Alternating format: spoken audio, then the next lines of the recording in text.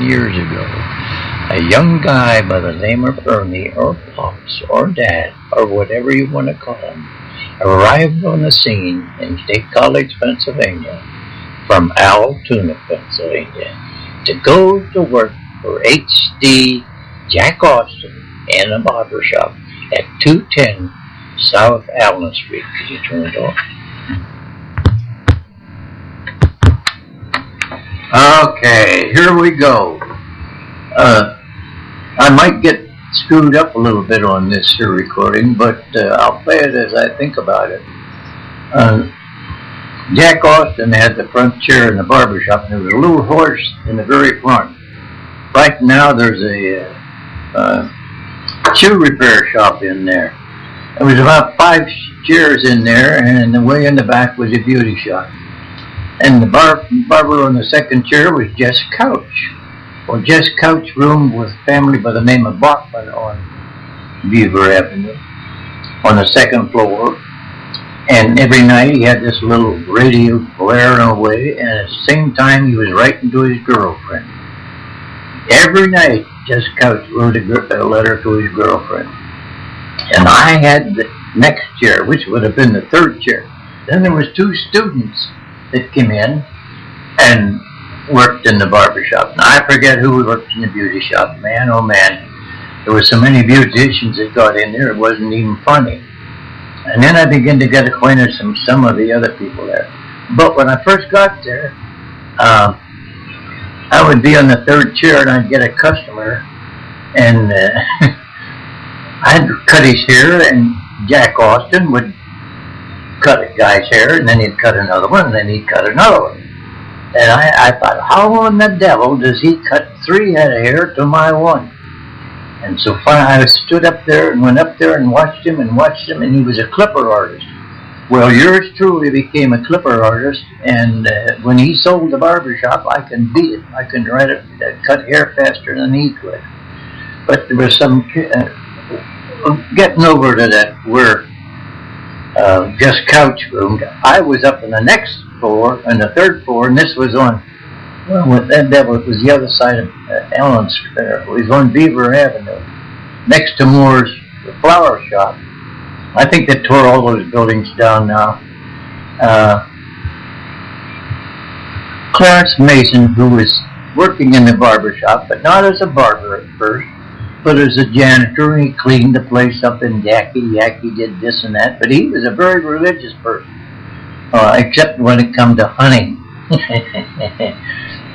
And then Clarence started to cut hair, and he and I were real good friends. He took me over to Grass Flat or somewhere place the other side of Phillipsburg, and we went hunting over there. And I can remember this very well.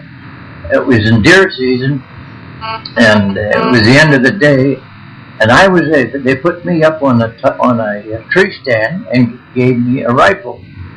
I think it was his brother Fred's rifle, and I could see Clarence down below there, and this was doe season. And lo and behold, the buck walked right underneath. I could have jumped on his back, and I hollered over at Clarence. I said, "What would you do if you seen a buck?" He says, "Shoot him." So I shot him. That was illegal, but not where we were at. It was a meat hunt. And I got down off the tree. Thank heavens I didn't shoot myself, because when I went to shoot this buck, that darn rifle wouldn't stand still in one place. It would just waver around. I had the shakes. I got down. He said, "Did you hit him?"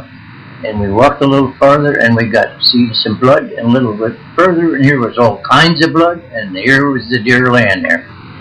They skinned that deer out in the woods there, and cut it up to pieces, and we lugged it, Lord Davy, I don't know how far, to Clarence's brother's home, and there they cut it up, and we all divided it.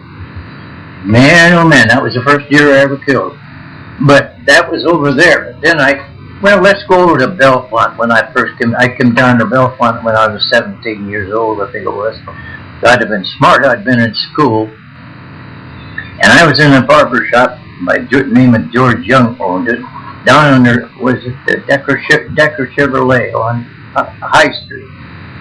And I was working there one day, and the door flew open, and here came a guy running in there, and here's a bigger guy chasing him on back of him. His name was Montgomery, and here was a third guy who was a little guy, and he was tormenting Montgomery every time he'd get close to the first guy. The truth of the matter was, the first guy was the manager at the theater up the street, and the third guy was the usher up there, and Montgomery, the big guy, wife had been fired by the first guy, and they run across the street, and he slammed the door shut on the lady's hand that owned there. But that was funny. Here was a guy trying to get away from the other fella, and when he get close to him, the little guy jumped in his back. Okay. Then I managed to cut my thumb clear of the bone one time, and then I went up to Altoona. I was up there for a while. But let's get back to State College. Thank heavens. I got so many stories to tell that there won't be enough tape, I'm afraid. Well, Clarence Mason was a pre-Methodist, and he took me to this place and took me to that place. And even in those times, when haircuts were 40 cents, the last haircut I paid for cost me $14 down here at Ronaldo's Barbershop on Allen Street, across from Bill Pickle's bar. Bill Pickle in those days was a town drunk. This was 1934. Bill Pickle was a town drunk, and then he had been converted to Christianity, and there was a guy there from the Oxford group over in England, and he wanted to take him over to England and have him talk to people. And he got him over there, and the story goes that Bill evidently smelled her a little strong, and the guy that took him over there says, "Bill, don't you think you should take a shower?" And he said, "What, in the middle of the winter?" And I cut his hair, and I shaved him, and then there was another guy would come in there. Jack Austin was a Baptist, so there was a lot of Baptists come in there, because Jack Austin, when he walked out front and stood out front, you can make up your mind he was going to disappear for a week or 10 days, because he was going on a drunken binge. And then everybody would come in and ask, "Is Jack here? Is Jack here?" And Clarence Mason and I told him, "No, we don't know where he's at. He's outside somewhere." Well, anyways, there was an old guy that was living in the shed in back of what was Slow's Library. It was, at those days, it was a post office. And old John Baum was living back there in the shed. I think he must have run away because he didn't want to support his wife or something out in Ohio.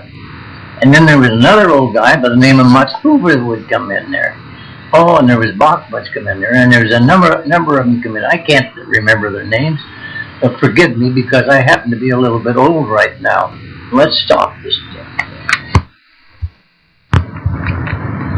If I happen to get a little bit screwed up at times, just forgive me. I just happen to be 71 years later than when I first came to State College. I am an old man, and I happen to be 91 years of age. However, I still have my wits here, and they may not be as sharp as they were at one time, but they're a little bit acute. I think I started to talk about John Baum. John Baum came tearing over the barber shop one time, and he was crying and sobbing. And here's a gentleman who was probably in his 70s, and the story was that John's son, who had been an electrician out in Ohio, had been electrocuted when trying to get from where he had been up on a lighting pole or a telephone pole, and before they could get him to the hospital, he died. Well, that wasn't any fun to see old John there, but that's where he lived, in that shed, and right in back of the post office, back in the alley there, in back of the first house that later became where Center Hardware was. And just below that was the electric bakery, and the old gentleman used to come into the barber shop and get his hair cut and shaved and whatnot. And Eugene Letter, who had was a justice of the peace, and his office was beyond the post office there on the right-hand side. Oh no, you can't leave it. There used to be a diner up there. All this stuff here. But I just get a little bit confused at times, but not altogether. But John Baum went away and evidently went out back to Ohio and made up with his family, which was all right, and it was a sad story. There's a lot of sad stories about State College, but there's a lot of good ones. We had a key. There was a little pony that the kids, any bad kids that needed a haircut, came into Jack Austin's barbershop because there was a chair sitting there, or a chair, barber chair that was a horse on it. And hanging up on the post, just as you come in the door, was a key that was the key to the Phi Sigma Delta Jewish fraternity way out on Fairmont Avenue. And there was a lot of, all these Jewish guys would come in here, grab the key, tear across the street, go to the post office, and then come back.